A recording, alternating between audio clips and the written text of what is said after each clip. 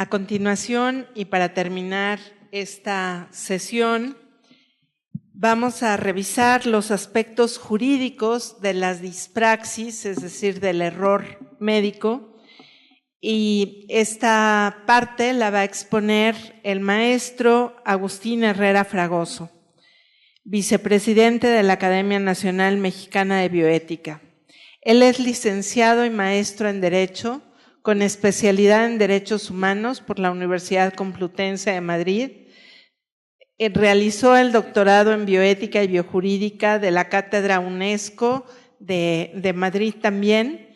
Es autor de 2 libros y coautor de 3, y desde hace unos años es director de Derechos Humanos e Investigación Normativa de la Secretaría de Salud.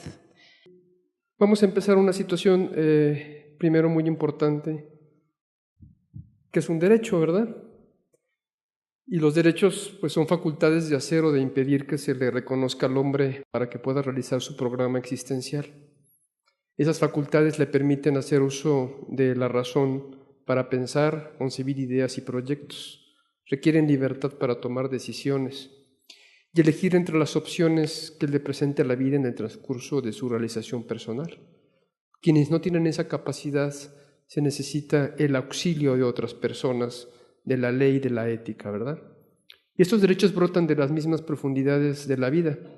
Son exigencias necesarias o instrumentos sin cuyo ejercicio el ser humano estaría limitado, disminuido en cuanto a sus posibilidades de culminar el desarrollo de su personalidad. Por eso un derecho nunca puede ir en contra de la vida, porque el derecho es una manifestación de la propia vida. Sería una contradicción en términos ese reconocimiento, ¿verdad? Partir de 2 premisas muy importantes, ¿verdad? La primera es que el derecho es una herramienta fundamental de los hombres para la ordenación de la vida social. Y la segunda es que el derecho busca cumplir un fin, el logro de la justicia y el bien común. También hay que ver que tanto la ética como el derecho parten de ese núcleo duro que es la sindéresis, ¿verdad? Hacer el bien y evitar el mal. O como se ha mencionado aquí, ¿verdad? Primum non nocere. El derecho es un orden humano que requiere el recurso de la razón. Y la razonabilidad, en un sentido lato, implica un examen de las razones del derecho. ¿Por qué vamos a proteger? ¿A quién vamos a proteger? Y se vislumbra así una íntima conexión entre razón, verdad y justicia. Michel Villey dice que el derecho es una res incorporalis, no una cosa bruta, sino cosa justa, de vida, en la cual resplandece la proporción o la medida respecto del otro. Proporción que también se acota en el acto médico. ¿Sí? Se tiene que ser la forma más adecuada que se va a intervenir. Dar a cada uno lo suyo o también dar a cada uno su derecho. Cuando se definió en primera instancia la justicia, dar a cada uno lo que le corresponde, Cicerón tiempo después lo corrige y dice lo que corresponde, o más bien lo suyo de cada cual. Y en este sentido es lo que le pertenece a esa naturaleza humana. Y en el acto médico estamos ejerciendo sobre la naturaleza humana. Pues todo aquello que en la vida social implica una razón de deuda a otro tiene dimensión jurídica. Y esta es la nota propia de la justicia, porque las cosas atribuidas a otro aparecen como debidas. Ver al derecho no en la perspectiva del dominio del titular de la cosa, sino en la de la justicia, que es propiedad de la alteridad. Una situación que prima en el acto médico y en la ética. El reconocimiento del otro, el valor de otro. Algo muy interesante que voy a comentar para complementar lo de la bioética es la biojurídica, que se basa bajo algunos principios de Ulpiano y que incluso la bioética los utiliza. Honeste vivere, alterum non laedere y jus quique tribuende, que a continuación explicaré, y de 2 pilares muy importantes, la prevención y la precaución. Prevención es cuando se conoce el efecto no deseado, como se ve en la ley general del control del tabaco. Sabemos las consecuencias, tenemos que prevenir. Y la precaución es cuando no sabemos lo que va a pasar. Un tema que se utiliza mucho principalmente en los transgénicos o en unas situaciones sobre cuestiones genéticas. Muy bien. Esos principios es el primero, vivir honestamente, que la bioética tiene como consentimiento informado, autonomía y objeción de conciencia. Alterum non ladere, no dañar a otro, que la bioética toma como de beneficencia y no de maleficencia. Y yo soy quique tribuendi, dar a cada uno lo que le corresponde, o como señalé, lo suyo de cada cual, que la bioética toma como justicia. Muy bien, partiendo de estas premisas, abordaremos ya la cuestión de la dispraxis o malpraxis. Expresión en latín que denota una práctica inadecuada por incompetencia de varios tipos, que lo señaló también ya la doctora Marta Tarasco. Porque el médico tiene una función primordial de un deber de cuidado de su profesión, ¿sí? Estando obligado a impedir con los recursos disponibles aquellos resultados adversos o fatales que sean conciencia de su acción o omisión en cuanto a la elección de los medios y el método de empleo. Se debe tener presente actualmente los estándares de calidad de servicio en la época del tratamiento. También las circunstancias y el lugar son muy importantes.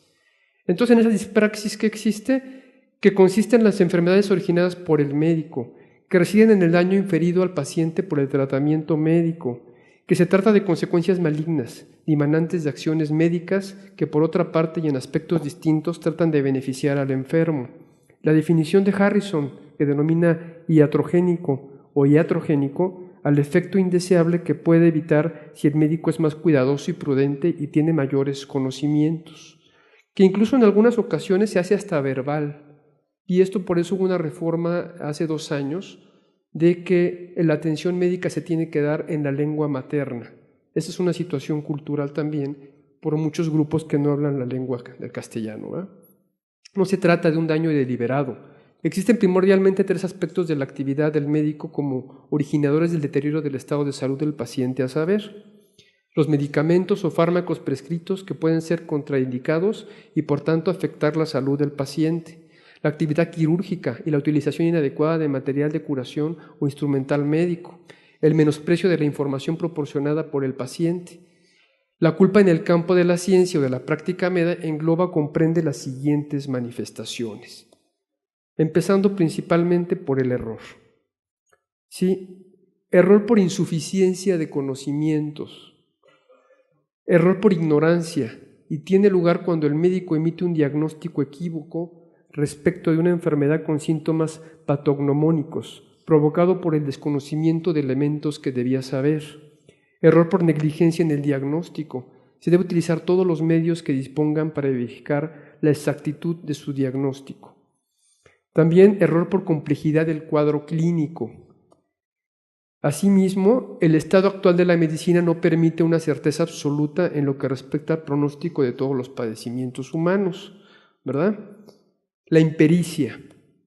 La culpa por impericia significa insuficiencia de aquellos conocimientos que se presuponen en una persona que ha efectuado estudios especiales en el ámbito de la medicina, pudiendo indicar además falta de prácticas a pesar de que pudiera tener los conocimientos necesarios.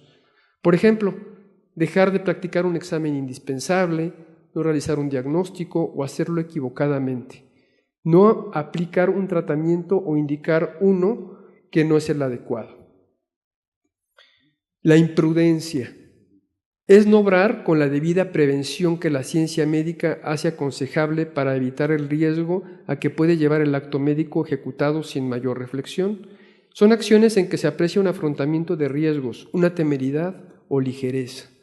La apreciación según el grado de adelanto científico existente en el lugar donde se preste la atención médica, así como la urgencia que implique dicha atención, porque aquí incluso cambia el derecho. En la urgencia no es el derecho a la salud, es el derecho a la vida. La negligencia. Es muy importante entender las circunstancias del caso. Sí, por eso cada acto médico es caso a caso y paso a paso.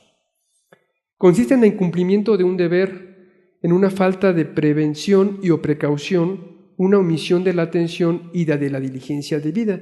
En materia penal se llama que un delito es la acción u omisión que se cometa, ¿verdad?